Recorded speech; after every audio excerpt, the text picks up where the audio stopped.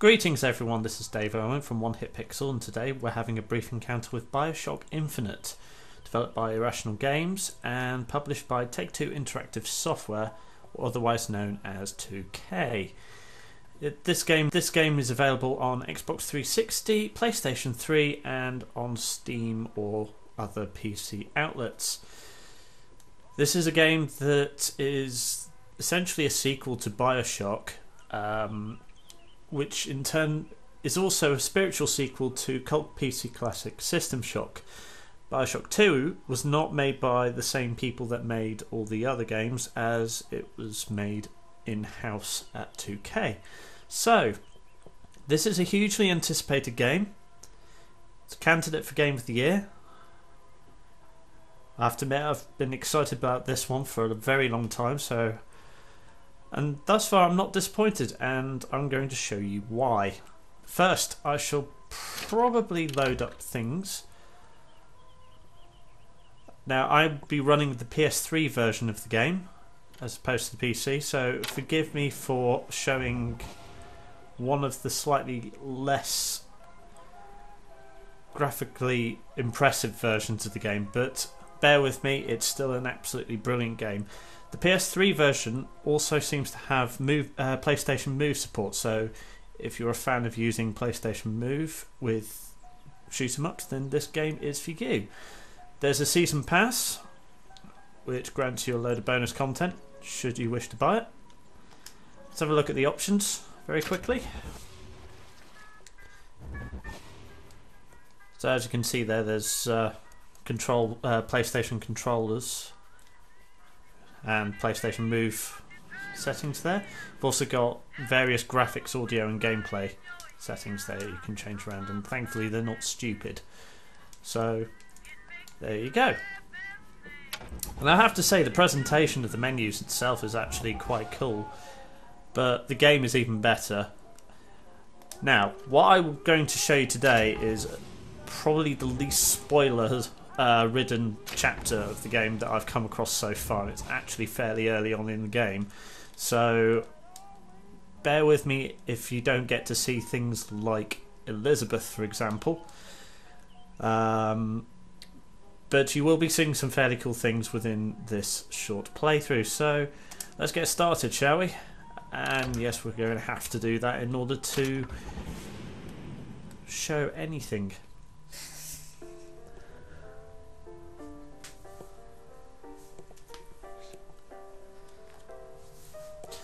So the premise of the game essentially is you are private investigator Booker DeWitt, who has been tasked with finding a girl on the floating city of Columbia by the name of Elizabeth. And that's all I can really tell you, to be honest, because I don't want to give anything else away that the publishers themselves haven't already mentioned. So here we go. Right, so we're starting, and we are currently in the Blue Ribbon, which is a restaurant that he comes across. Now, first thing you'll notice is this is very similar to Bioshock, only in the sky, as you probably gathered. So you've got things like drinks, ammunition, you've got food, and all of this stuff helps augment what's known as your salts, which is essentially like your things that power your vigors, which are your magical abilities that you get. And these are tonics as opposed to injected paraphernalia that you would normally find in the Bioshock games. So thankfully this doesn't get slapped on with a, oh, this game may involve drug use. As you can see, it's very stylized, especially when you look at the people, such as this gentleman over here. I mean, they have a slight porcelain look to their faces, but it's very appealing considering that the humans in the Bioshock series were all, shall we say, enhanced, with inverted commas in the air, because quite frankly they're not enhanced at all. They were freaks of nature, whereas these people are actually quite lifelike. Especially your main guy, Booker is really the kind of person who you can look at and think, yeah, he looks like the person of that era. It's just the attention to detail. You can pick all these coins up, just essentially pillage the entire town if you want. Certain items decrease certain stats, so your salt level, which governs your magic, can be affected if you drink lots of beer, whereas smoking cigarettes can increase your salt but decrease your health. And once again, that sort of animation is back, where if you leave your guy wandering around too much without shooting anyone, their other hand will come up just to remind you what kind of power you've got equipped. You've also got lots of collectibles. So you've got Vox scopes, which are essentially Vox recorders, which are essentially the audio logs from the Bioshock games. But you've also got these connector scopes, which I'll show you one here now. These are silent movies that are barely a few seconds long. And it's just a really endearing feature that they've got in here, and it helps build essentially what the world building of the game, and it's wonderful. It's incredibly immersive with that fact. What else is new? Let's have a look around here. So you can obviously pillage from the till of cash registers if you so wish. And at the moment, people don't seem to mind the fact that I'm essentially robbing them of their possessions. So you'll find that handy in a pinch. The difference between life and death. These two keep cropping up, which is a bit odd, and they seem to give me stuff. And this particular one, they're actually giving me a shield upgrade.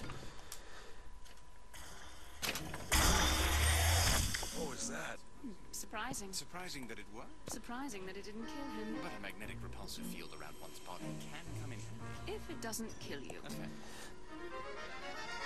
I have to admit, they're quite an endearing couple, even if they are a bit bizarre. Now, as you can see on the top left, I've now got a shield, which is essentially like the Halo shield. Ah, there's a voxophone. I shall play you an audio log.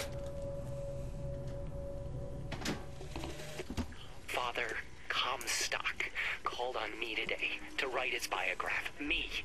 The man pays for exactly 100 pages in advance. Now, I'm half a Jew when I smell silver, so I say, Father, your flock would pay for 1,000. You know, why settle for less? And then the prophet looks to me and says, 100 will suffice, as I know how it ends. So one of the other cool features you can do is how you interact with the environment. Hook onto them with this skyhook. Very early on in the game, you get this skyhook, which allows you to do funky things like hold on to the sky. Damn hook must be magnetized.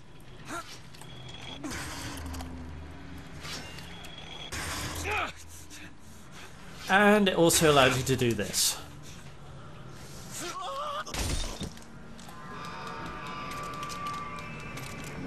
So I've now got access to a machine gun now, which I can switch on the fly. You can only have 2 weapons at a time, so you have to pick up new ones up whenever you want to use them.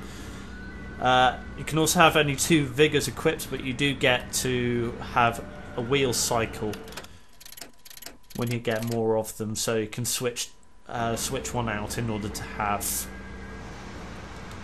the vigor you wish to have. So I'm now going to open negotiations by essentially firing on these guys. You do have access to melee weapons, which allows you to do gruesome things like this.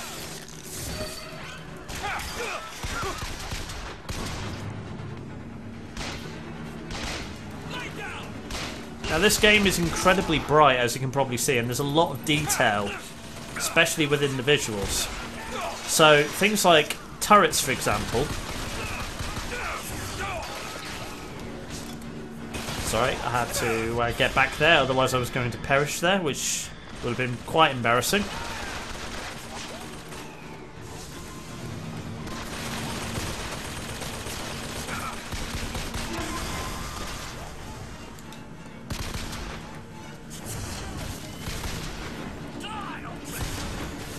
So it's a very, very bright game, and it's really good that the people you're facing are actually human as opposed to freaks of nature with stupid powers. So there's a lot of guns lying around, there's a lot of ammunition, and it's essentially you have way too much ammunition for what you actually need. And so just deal with these guys.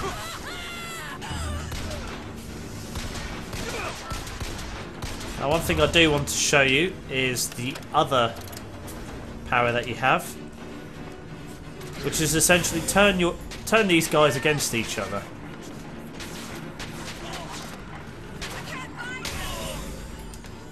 Now, if that guy hadn't died beforehand, he would have essentially had a huge guilt conscience, crisis of conscience, and decided that the only way to absolve himself was to top himself. You can also possess turrets as well, but unfortunately I don't have any salts left, which essentially means I'm stuck.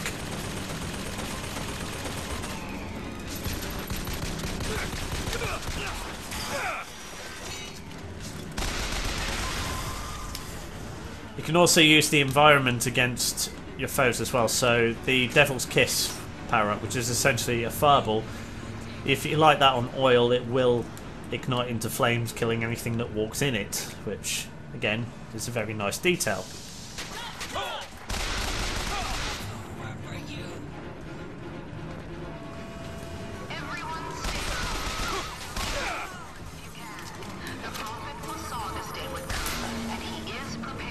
Now, even though you've got quite a bit of gunfighting in this game, you've also got a fair bit of exploration.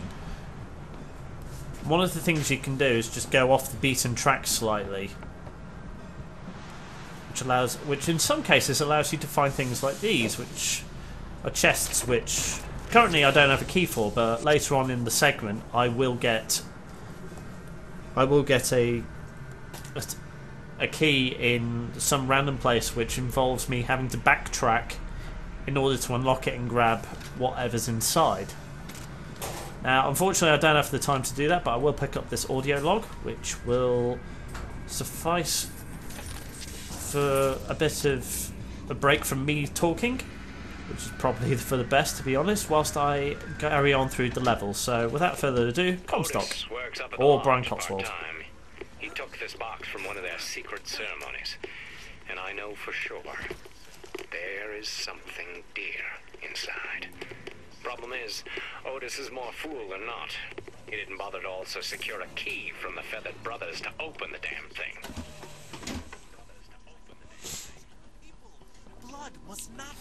So, as you probably saw on the screen there, it says not every situation results in me fighting, so these two people, I could just gun them down if I was a vicious person. Keep your voice down. But I could just wait, and eventually the police will go away and allow me to just, you know, carry on in a peaceful manner.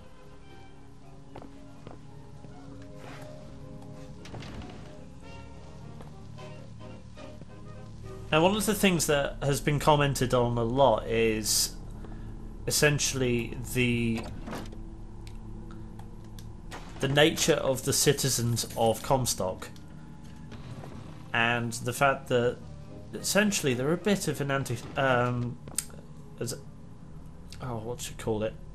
racist bunch of people, because these people are slaves. It's quite evident that they're slaves. They're all communal living, whereas these two people have their own room, and they're essentially the masters of the house, and these people get no rights.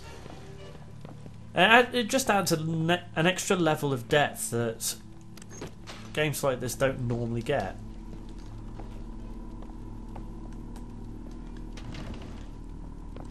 So I've explored this bit. I'm now going to have to go run through this, so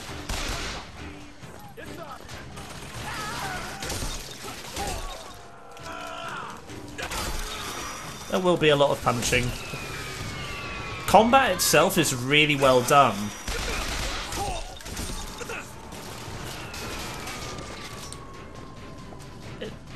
To the point where it actually gets a bit gruesome at times. Guns feel absolutely right.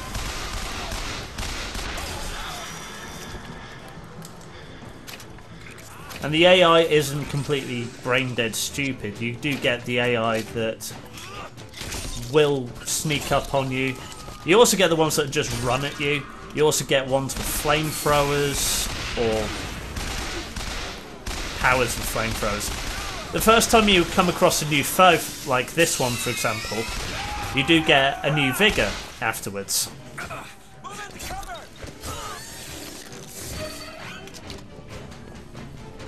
Oof, particularly gruesome there.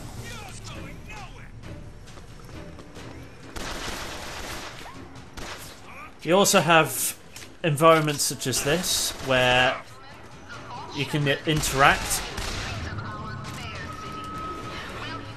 So theoretically I could have herded him down and shot this to blow him up, but unfortunately he was just a bit too clever for me to allow to do that.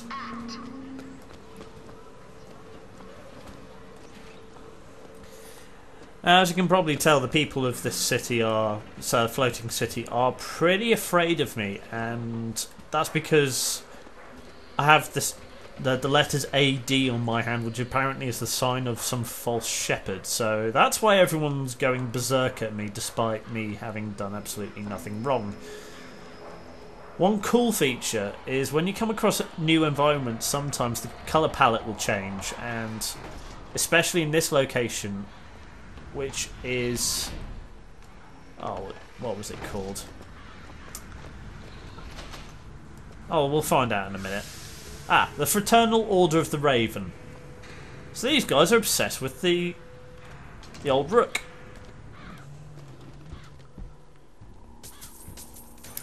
And as such, this place is actually really creepy.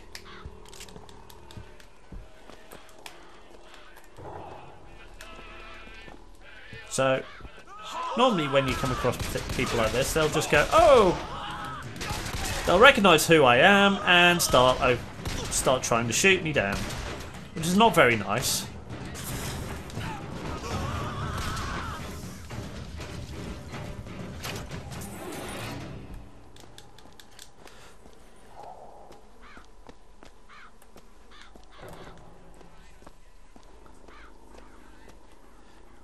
As you can see, the lighting that served Bioshock so well is present in Bioshock Infinite, and I think the change between the dark and gloomy and the bright and colourful is absolutely wonderful.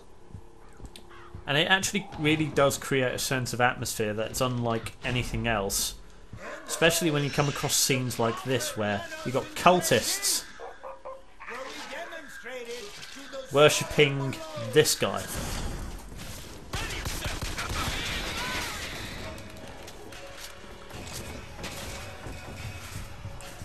You know how I feel about cultists. So...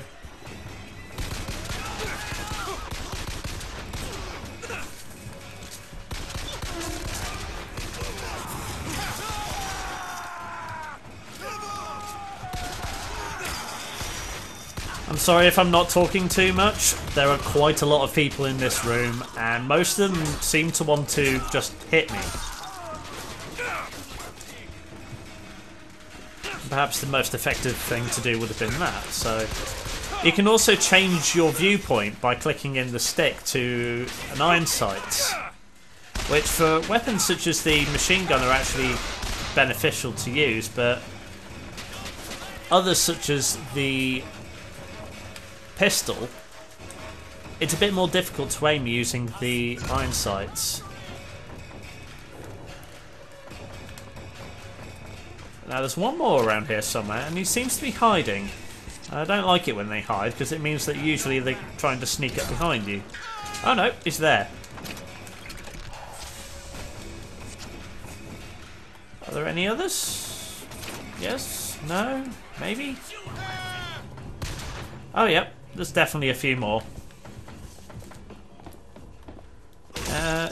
Okay, sometimes the AI has dumb moments, so that guy just essentially ran away from me, despite me knowing I was behind him.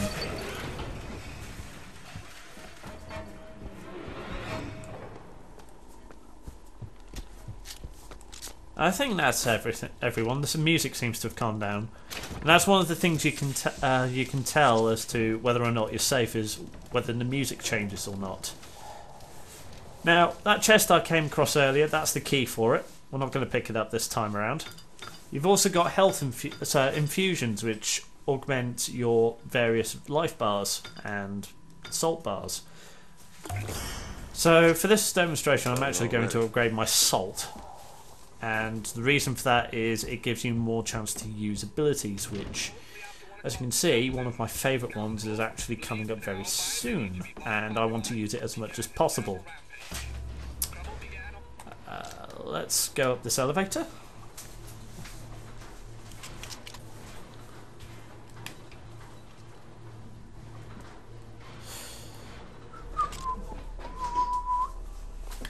There we go.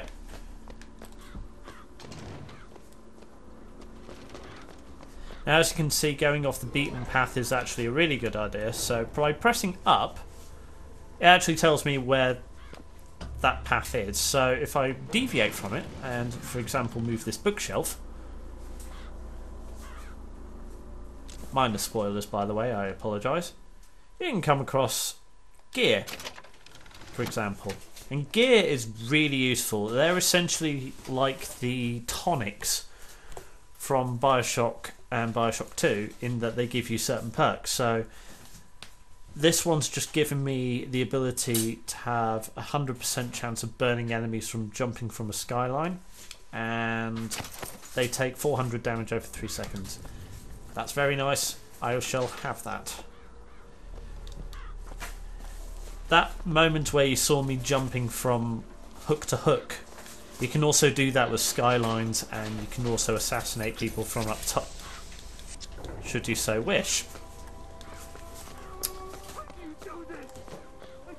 Now, in this door, we're going to come across a very grisly sight, so be advised.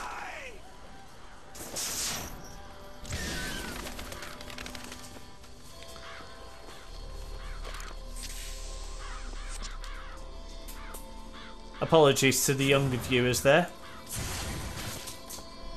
We're now going to start laying traps.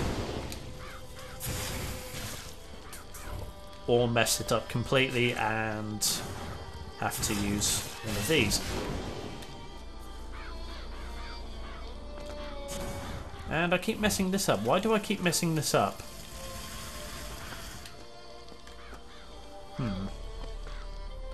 That's very bizarre. I didn't think I messed that up at all. Shall have to see if I can find some more salt before... Oh no, here we go. He's already on me. So this guy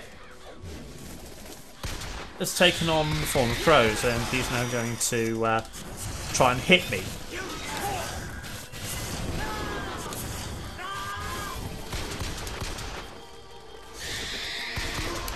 So as you can see, I'm not doing very well with this whole thing.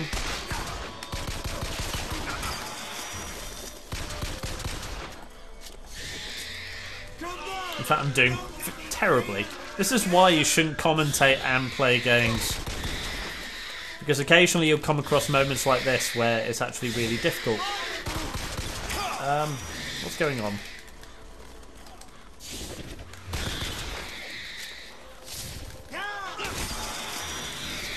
Oh, just...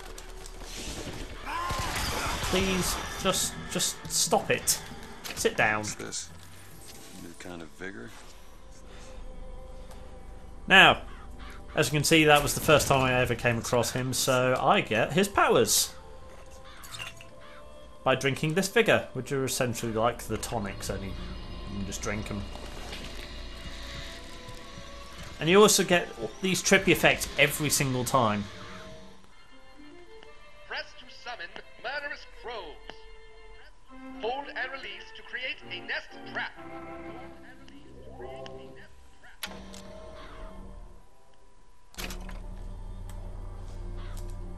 Those who played the original Bioshock will, of course, know about those little movies, which I think actually really do fit the times. And I have to admit, this power is absolutely brilliant, because essentially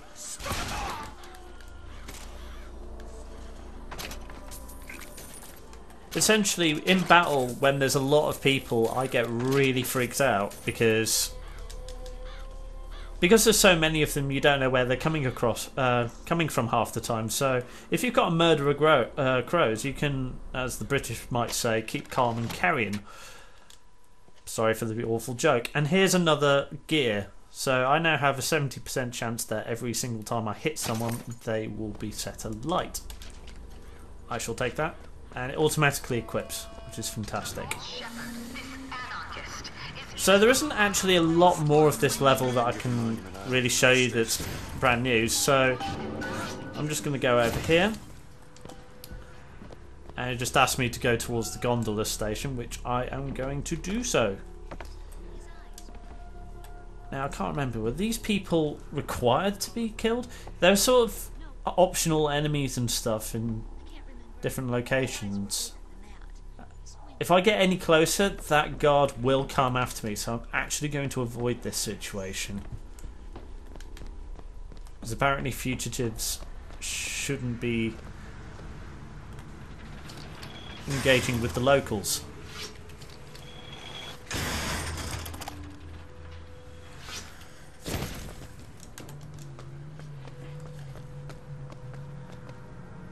So there we have it, folks. That is the end of the level, and indeed the end of the episode of Brief Encounter.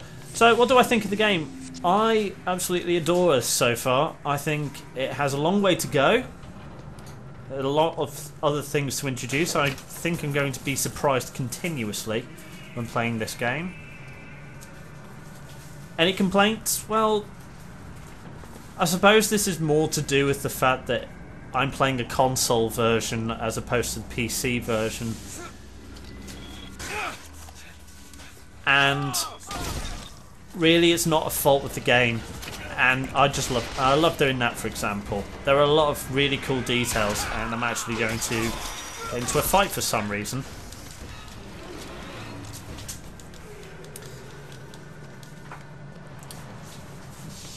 But yeah, if you're going to play a version of this game, I would highly suggest using your PC, because it does look a lot better on there. If you haven't got a PC that's capable of running it, don't worry, the game is absolutely stunning as it is. So with that, I guess this is probably the end. So this has been Dave Owen from One Hit Pixel, having a brief encounter with Bioshock Infinite. Thank you for watching, and take care.